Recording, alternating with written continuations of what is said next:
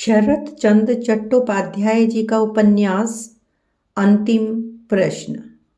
तो आइए सुनते हैं इसका तीसरा भाग।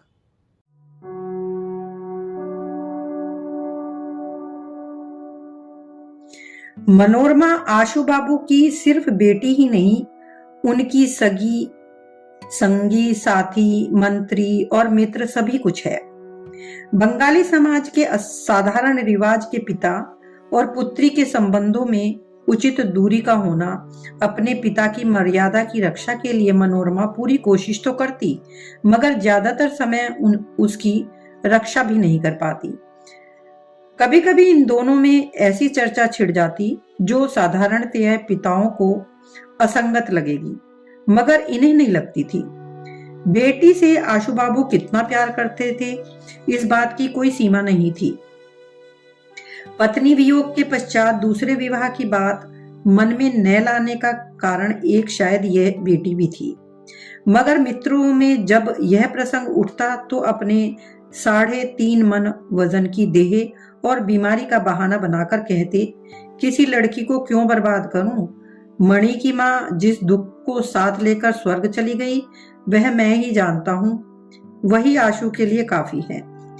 मनोरमा यह बात सुनती तो कहती, पिताजी यह सब बात मुझसे सहन नहीं होती। ताजमहल देखकर कितना कुछ याद आता है। याद आती है माँ और आप, और मेरी माँ ने दुख सहे।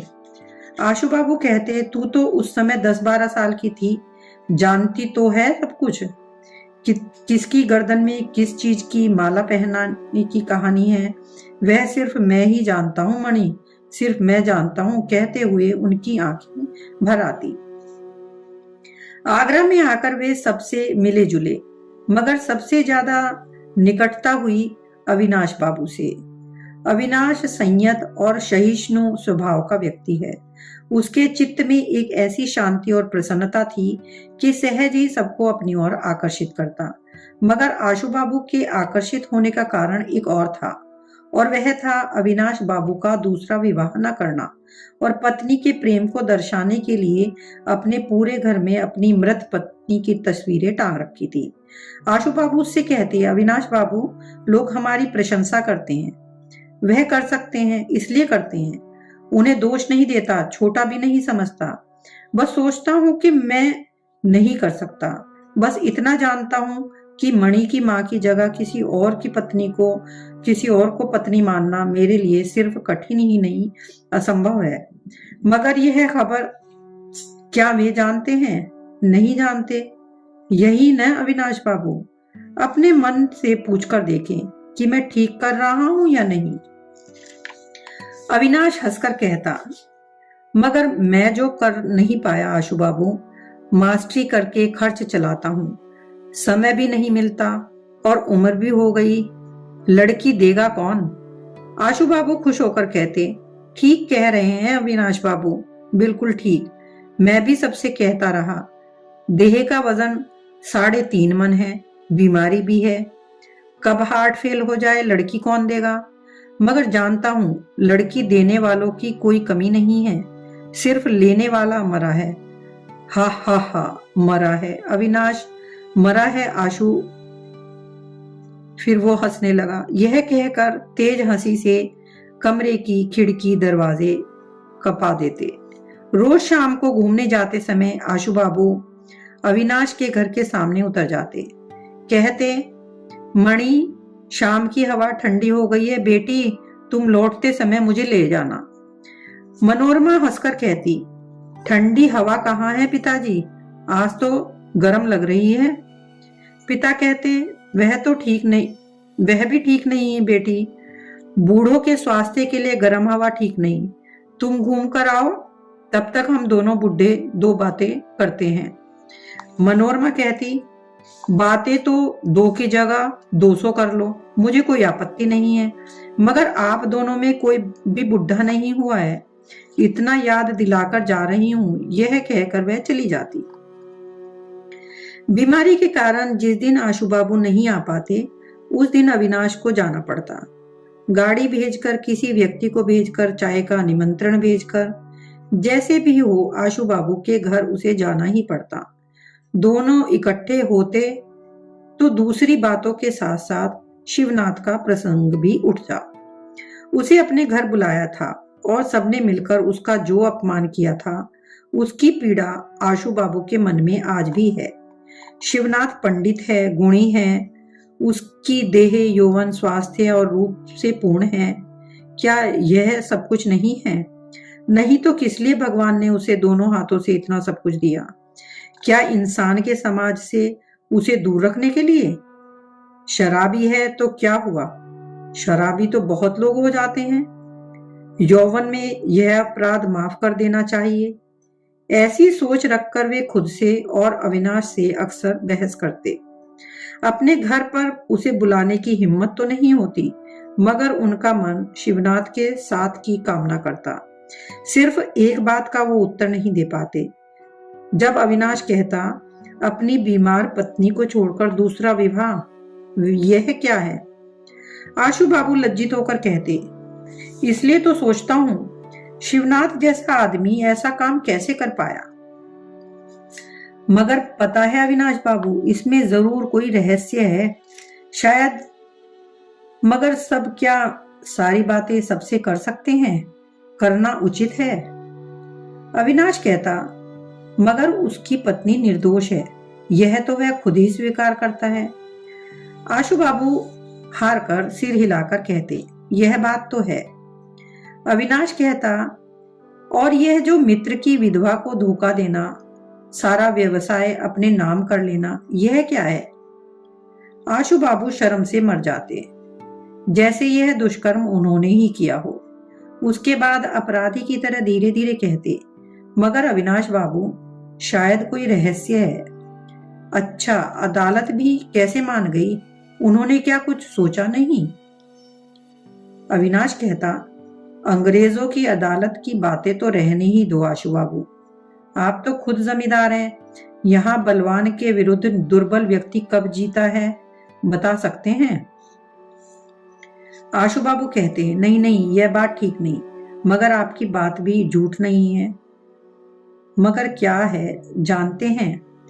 अचानक मनोरमा आकर कहती, सभी जानते हैं पिताजी, आप खुद भी अच्छी तरह से जानते हैं कि अविनाश बाबू झूठी बहस नहीं कर रहे। इसके बाद आशु बाबू कुछ नहीं कह पाते।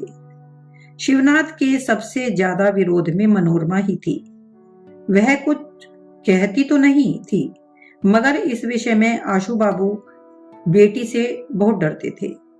जिस शाम शिवनाथ और उसकी पत्नी बरसात में भीगकर इस घर में आश्रय लिया था, उसके 2 दिन बाद तक आशु बाबू बीमारी के कारण बिस्तर पर थे। खुद भी नहीं हिल पाए और अविनाश भी काम ज्यादा होने के कारण आ नहीं पाया। मगर जैसे ही वह आया, आशु बाबू अपनी पीड़ा भूलकर आराम कुर्सी पर सीधे होकर बैठकर बोले, शिवनाथ की पत्नी से परिचय हो गया। लड़की क्या है, लक्ष्मी की मूरत है। ऐसा रूप पहले कभी नहीं देखा। लगा जैसे भगवान ने किसी उद्देश्य से उन्हें मिलाया है। क्या कह रहे हैं आप? हाँ, ऐसा ही है। दोनों को साथ खड़ा कर दो तो देखते रह जाओगे, नजरें हटा नहीं पाएंगे। यह बात मैं पक्के विश्वास से कह रहा हूं अविनाश बाबू। अविनाश हंसकर बोले, हो सकता है, मगर जब आप प्रशंसा आरंभ करते हैं तो कोई सीमा नहीं रखते आशु बाबू। आशु बाबू कुछ पल उनकी ओर देखकर बोले, यह दोष तो है मुझ में।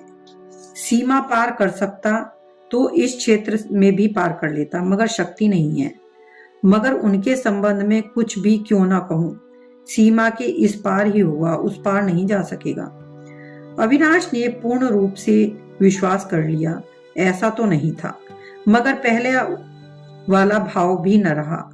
बोले, तो उस दिन शिवनाथ ने अकारण अहंकार नहीं किया? क्यों, मगर आपका परिचय कैसे हुआ? आशु बाबू बोले, बिल्कुल ही आकस्मिक रूप से। शिवनाथ को मुझसे कुछ काम था, पत्नी साथ थी, मगर मेरे घर लाने की हिम्मत नहीं की उसने।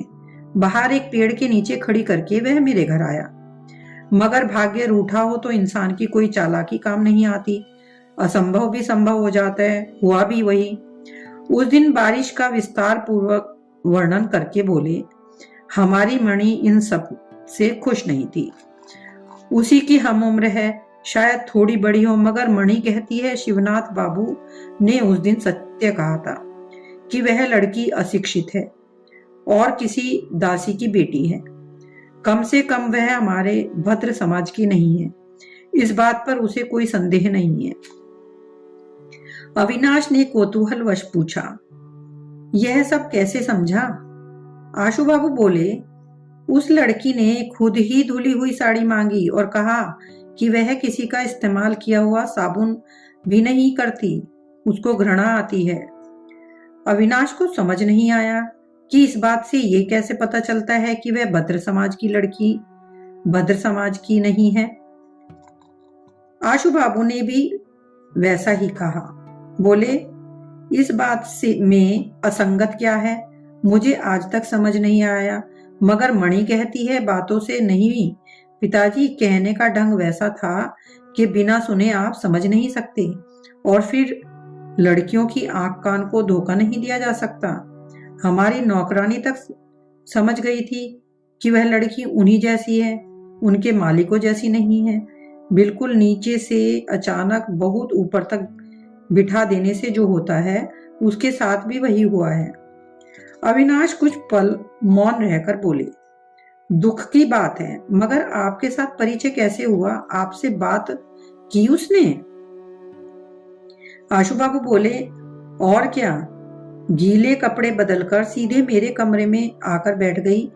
कोई कुंठा नहीं, मेरा स्वास्थ्य कैसा है, क्या खाता हूँ, क्या इलाज चल रहा है, यह जगह अच्छी लगी कि नहीं, प्रश्न पूछने का इतना स्वच्छंद भाव नहीं था मेरे बातों में न व्यवहार में। अविनाश ने पूछा, तब क्या मनोरमा वहां नहीं थी?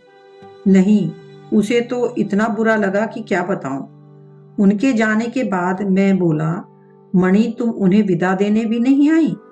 मणि बोली, आप और जो भी कहेंगे मैं कर सकती हूँ पिताजी, मगर घर की दासी को बैठिए कहकर संबोधित नहीं कर सकती, और फिर आइए कहकर विदा भी नहीं कर सकती, अपने घर में भी नहीं। इसके बाद कहने को कुछ बचा नहीं। और कहने को क्या है, यह अविनाश को भी समझ नहीं आया। बस धीमे स्वर में बोले, यह कहना कठिन है आशु बाबू, मगर लगता है मनोरमा ने ठीक ही कहा। ऐसी औरत के साथ हमारे घर की बहू बेटियों का परिचय न रहना ही अच्छा है। आशु बाबू चुप रहे। अविनाश बोले, शायद शिवनाथ के संकोच का कारण भी यही है। वह तो सब कुछ जानता है, कहीं उसकी पत्नी के मुंह से कुछ ऐसा वैसा ना निकल जाए। आशु बाबू हंसकर बोले, हो भी सकता है। अविनाश बोले, यही बात है। आशु बाबू ने प्रतिवाद नहीं किया, बस इतना ही कहा कि वह लड़की लक्ष्मी की मूरत है। यह कहकर छोटी सी आह भरी और अपनी आराम कुर्सी पर सहारा लेकर लेट गए। कुछ पलों बाद अविनाश बोले, मेरी बातें आपको बुरी लगी? आशु बाबू उठकर नहीं बैठे, लेटे लेटे ही धीरे से बोले, बुरा नहीं लगा अविनाश बाबू, मगर अजीब सी पीड़ा हो रही है। इसलिए तो आपसे मिलने के लिए छटपटा रहा था। सिर्फ रूप ही नहीं, बहुत मीठा बोलती है। अविनाश हंसकर बोले, मगर मैंने तो उसको नहीं देखा, उनकी बातें भी नहीं सुनी। आशु बाबू बोले, अगर ऐसा मौका कभी आपको मिला तो उन्हें त्याग कर हमने इतना गलत किया है समझ जाएंगे। और कोई समझे या ना समझे, आप जरूर समझेंगे, यह मैं अच्छी तरह जानता हूँ। जाते समय वह लड़की मुझसे बोली, आपको मेरे पति का गाना सुनना अच्छा लगता है, तो कभी कभी आप उन्हें बुलाते क्यों नहीं? मैं भी कोई हूं, यह बात सोचिए ही मत। मैंने तो आप लोगों में आने का हक नहीं मांगा। अविनाश चौंके और बोले, यह बात तो अशिक्षित व्यक्ति की नहीं लगती आशु बाबू। सुनकर तो लगता है उनके लिए हम जो कुछ भी सोचें, पति को वह भद्र समाज में रखना चाहती है। आशु बाबू बोले, उसकी बात सुनकर लगता है वह सब कुछ जानती है। हमने उस दिन उसके पति का अपमान करके भेजा था। वह घटना शिवनाथ ने उससे छिपाई नहीं है। शिवनाथ बातें छिपाकर रखने वाला व्यक्ति भी नहीं है। अविनाश ने स्वीकारते हुए कहा, स्वभाव से वह वैसा ही है, मगर एक चीज उसने जरूर छिपाई है। यह लड़की जो कोई भी हो, मगर शिवनाथ ने उससे विवाह नहीं किया है। आशुबाबू बोले, शिवनाथ ने कहा वह उनकी पत्नी है और लड़की ने उन्हें पति बताया। अविनाश बोले, कहने से क्या होता है, मगर यह सच नहीं है। इसमें जो रहस्य छुपा है, अक्षय बाबू ढूंढकर उसे एक दिन जरूर उद्घाटित करेंगे। आशुबाबू बोले, इस बात पर मेरा भी कोई संदेह नहीं है, क्योंकि अक्षय बाबू शक्तिमान पुरुष हैं, मगर इन दोनों की बातों में सत्यता नहीं है। सत्य उस रहस्य में है जिसे विश्व के सामने खोलना है। अविनाश बाबू, आप तो अक्षय नहीं हैं। मैं आपसे यह उम्मीद नहीं करता। अविनाश शर्मिंदा होकर बोले, मगर समाज तो है उसके भले के लिए। मगर उनकी बात पूरी नहीं हो पाई। पर्दा हटाकर मनोरमा ने प्रवेश किया। अविनाश को नमस्कार करने के बाद बोली, पिताजी मैं टहलने जा रही हूँ, आप शायद नहीं जा पाएंगे। नहीं बेटी, तुम जाओ। अविनाश उठकर खड़े हो गए। बोले, मुझे भी कुछ काम है बाजार के पास, मुझे छोड़ सकती हो मनोरमा? हाँ क्यों नहीं, चलिए। जाते समय अविनाश ने बताया, किसी जरूरी काम से उन्हें कल ही दिल्ली जाना है और शायद लौटने में हफ्ता लग जाएगा।